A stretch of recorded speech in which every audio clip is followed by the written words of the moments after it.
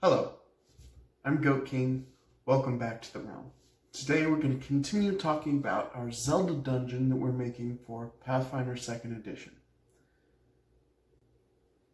I'm going to go ahead and I'll put up an image of the general outline we made in the first video. And make sure to check out the first video as well as the second video where we went through the entry challenge and the first room of the dungeon. Today, we're going to take a look at the main chamber, some locked doors and traps. When the players enter the main chamber for the dungeon, I'm personally going to put a combat in this room, but this one's really more optional. This could stand on its own without a combat, but I've got an idea that I think will be fun. For the main chamber, I'd like to have a combat, and I want to use a sulfur zombie. This is a CR6 creature, but I don't want it to go in by itself, so I'm also going to add Zombie Brute, which is CR2, but I'm going to give it the Unkillable and Rotting Aura zombie abilities. It'll toughen it up a little bit.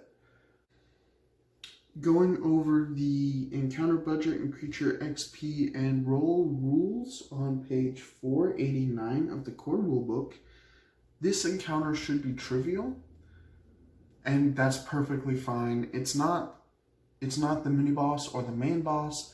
It doesn't need to be a big challenge. It's just there for fun and mostly for players who really enjoy combat.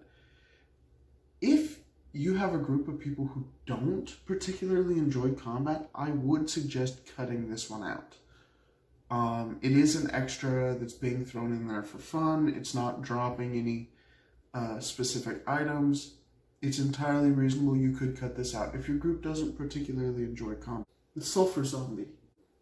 Glowing with a dull amber light, these odious creatures spawn from a combination of necromancy and fire. These destructive creations sow chaos and demolish fortifications, making them the bane of besieged cities. I'm going to throw the stat block up for them. I'll throw the stat block in for the Sulfur Zombie here. They have a plus 12 to Perception and Dark Vision. They've got a plus 15 Athletics, plus 12 Stealth. They're permanently slowed 1, as all zombies are, and that means they can only take 2 actions per turn instead of the full 3. Armor class of 23, Fortitude 16, Reflex 12, and Will 10. So their Fortitude is their highest save, and their lowest is their Will save. An HP of 125 and negative healing. They're immune to death effects, disease, fire, mental, paralyzed, poison, and unconscious. They have weakness 5 to positive damage and weakness 5 to slashing damage. And they've got an entry called Death Throes. When a sulfur zombie dies, its body explodes in a 30-foot burst of fire and debris that deals 2d10 bludgeoning and 2d10 fire damage to each creature in the area. DC 21 basic reflex save. That's interesting for a couple of reasons. First of all, if they kill it first, that damage will also apply to the other zombie. Secondly, that's going to be really tough to not be in the way of. It's a 30-foot burst. Let me check the rules for area of effect. Indeed, yes. So that will be very tough to escape. A burst will be centered on a corner of a square. So if your zombie is standing here, you pick one of the corners. We'll pick this one. And then 6 blocks in every direction from that square. 30 feet burst, that's a 30-foot radius. That's massive. That means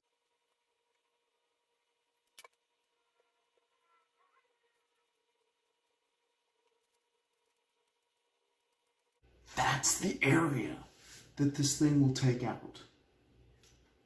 As you can see, this takes out most of my build space. I've got a bigger mat than this, but limitations of my camera setup mean I have to stay within this area, so my room can't be bigger than this. This will hit most, if not all, of the players when it goes off. That's his death throw ability. Next, we've got speed of 30 feet, so not too bad. A fist melee, plus 17, with a damage of 2d6 plus 5 bludgeoning, and 1d6 persistent fire and blinding sulfur. Blinding sulfur is an incapacitation effect. A sulfur zombie burns with putrid inner fire. A creature hit by a sulfur zombie's fist strike must attempt a DC 22 fortitude save. On a failure, the creature is blinded for 1 round or 1 minute on a critical failure. That's really cool. The other enemy we're going to have in this encounter was going to be our zombie brute with the rotting aura and unkillable zombie abilities. So zombie brute CR2 plus 4 perception, dark vision, athletics plus 9, slow, permanently slowed 1 is in they only get 2 actions per turn instead of 3, HP of 70, negative healing, immune to death effects, disease, mental, paralyzed, poison, and unconscious, weakness 10 to positive damage and 10 to slashing damage, speed of 25 feet, and a fist attack that's plus 11 with a reach of 10 feet, 1d12 plus 5 bludgeoning damage, plus improved push, 5 feet. So, what the improved push tag at the end of its melee attack means is, on its initial attack, so its first attack in the round, it can, if it successfully hits, as a free action, push 5 feet. So if you're getting too close to the zombie brute, it's good at pushing you away. And since it's got range, it's probably going to want to. We're giving it the Rotting Aura ability. This is an aura, disease, necromancy ability. The zombie emits an aura of rot and disease that causes wounds to fester and turn sour. Any living creature that starts its turn within 10 feet of the zombie and is not at full hit points takes 1d6 damage as its wounds fester. It's an aura. There's no save. There's no save for that. It just happens. If you're within 10 feet of this guy and you're not at full hit points, you're going to take a d6 of damage. Not a lot, but still, it's going to really make the players want to get rid of this guy quickly. Because nobody wants to take extra damage if they can avoid it. Well, except for your tanks. They're kind of crazy. The other option we're giving it is unkillable. This zombie is nigh unkillable. Zombie loses its weakness to slashing and gains resistance against all damage equal to its level, minimum 3, and it gains weakness equal to twice its level, minimum 6, to critical hits. Increase the zombie's level by 1 if you give it this ability. So, CR2 creature, and that's meaningful for this one because it starts with a weakness 10 to slashing, and instead it's going to just lose the weakness 10 to slashing and then gain resistance to all damage. Resistance 3 to all damage, which is pretty cool. But if they do a critical hit, it takes double damage, of course, and then it takes 6 more damage because it's weak to critical hits. I'm going to throw the stat block up for the zombie brute now, as well as the entries for Rotting Aura and Unkillable. We should probably get around to building the actual room this encounter is going to take place in.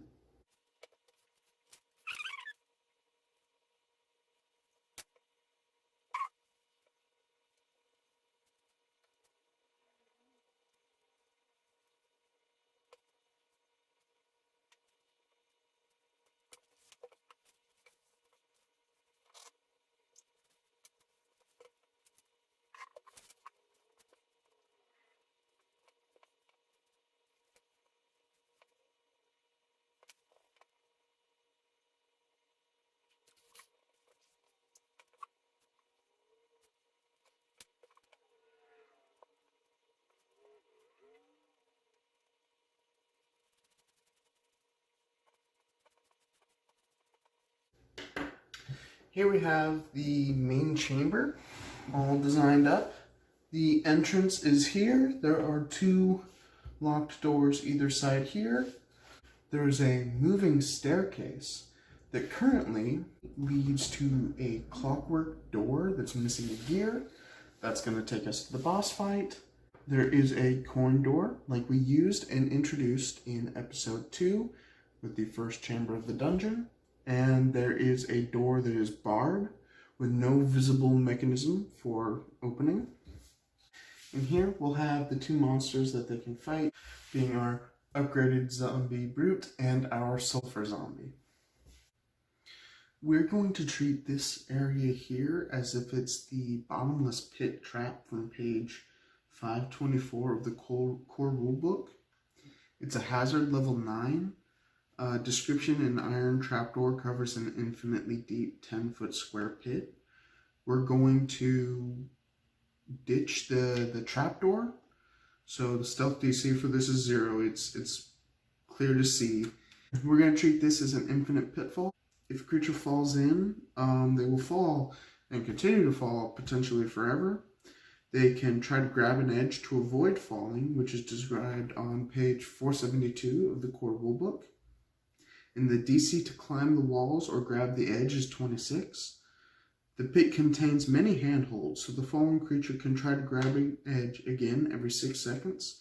If the creature succeeds, it can start to climb out from that point, though it might be a very long climb, depending on how far the creature fell.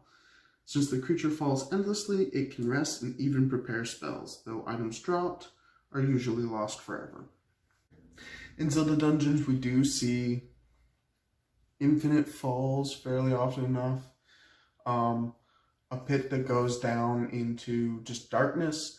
It doesn't really need to be an infinite fall, just far enough that if you fall down it, you definitely die, and that's how the Zelda game works. In this, we're going to call it an infinite fall for the purpose of gameplay. I'll put up the stat block for the bottomless pit we're using here, but keep in mind we are not actually using the iron trapdoor part of it. We're going to use a slamming door trap here. I'll put up its stat block as well. Pressure sensitive panels on the floor connect to a stone slab hidden in the hallway's ceiling. DC 15 thievery on the floor panels before the slab falls. That's your disable check.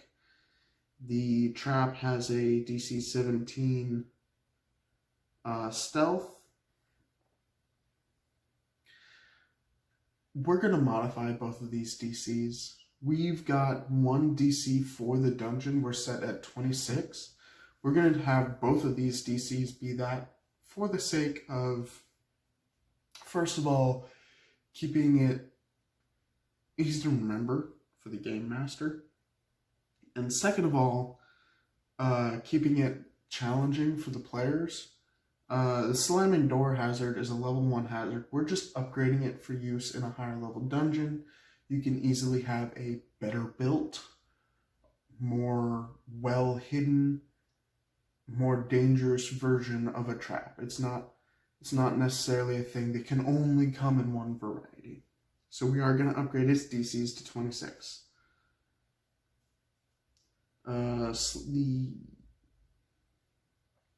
The slamming door has a reaction called Slam Shut. The trigger, the pressure is placed on any floor tile effect. The door falls, closing off the hallway. The stone slab deals 3d8 bludgeoning damage to anyone beneath or adjacent to the slab when it drops and pushes them out of its space in a random direction.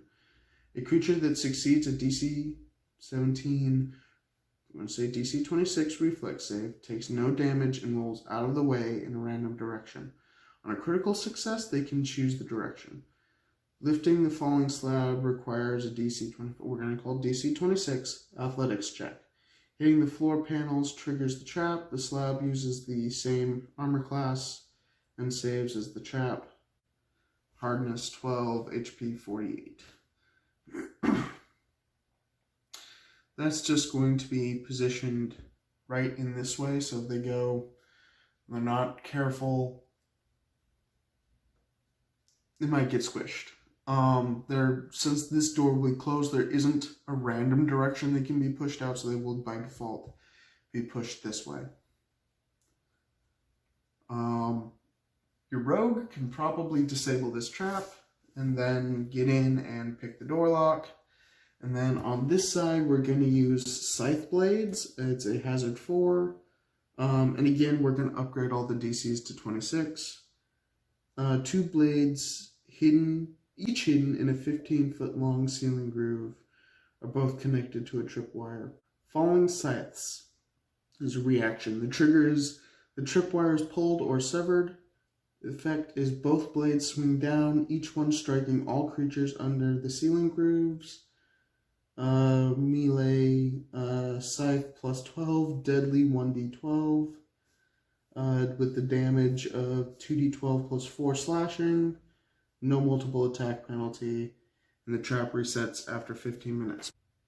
This will be another situation where either just being clever, once every 15 minutes it goes off, so once they trigger it, it's safe, as they should be able to see that it is slowly winding the sides back into the ceiling,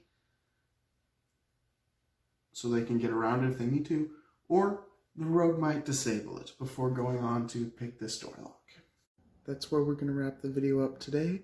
Next time we're going to go over the next few segments of the dungeon, including the next combat challenge we're going to have, and the room with the mechanism that operates the staircase.